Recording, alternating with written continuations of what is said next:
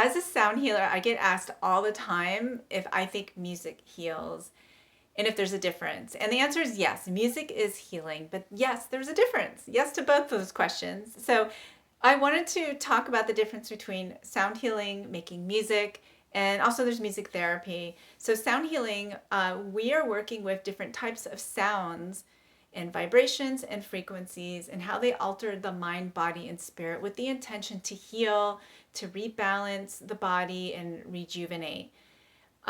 Music therapy has to do with working with rhythm, melodies, and harmonies, and how that alters human behavior, and that's always used in a therapeutic setting.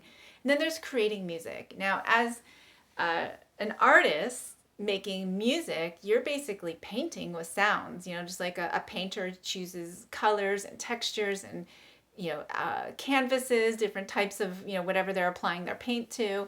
It's the same thing for music. We're using sound to create a painting. In musical terms, we'll call it a composition, a track. So it's slightly different. It's artistic. It's an artistic form that will have an overall mood to that composition, which can in return affect the listener. So, how like some days you're listening to more melancholy music because maybe you're a little sad or it's raining out, and the next day it's sunny, you're on the way to the beach and to a party, and you're going to put on some driving upbeat music. So that is a form of healing and resonating with different vibrations to alter your mood. Or you can actually be sad, and you're like, I don't want to be sad anymore. I'm going to put on my favorite song and shift up the energy in me, shift my mood. So yes, music can be very healing. Now, what has been going on lately is that as sound healing has blown up, a lot of musicians are using sound healing instruments to create music. And the same thing, some sound healers are dabbling into making music. With today's technology, there's a lot of tools that are easy to explore this creativity, and it makes things more accessible. But here's the thing.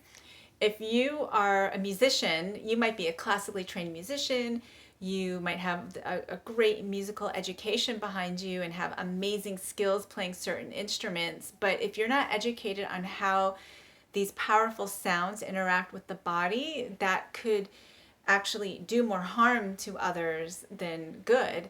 So I think it's important as a musician to start getting educated on how these different sounds and vibrations are interacting with the human vessel.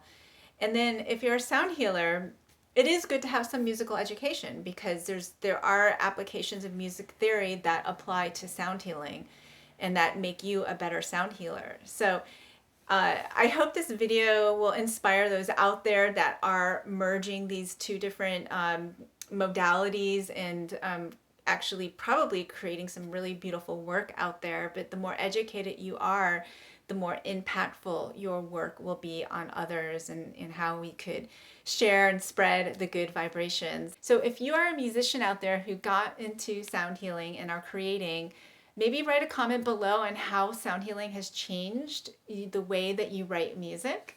And if you're a sound healer and you're starting to get more creative of how you put together your soundscapes, feel free to share any of the things that have come up for you. It's a really exciting time. But I think what's most important is understanding that the intention behind each type of application is really important to be clear on. What is your intention of working with sound, and how is it impacting those around you, those who are on the receiving end? All right, hope you find this video helpful.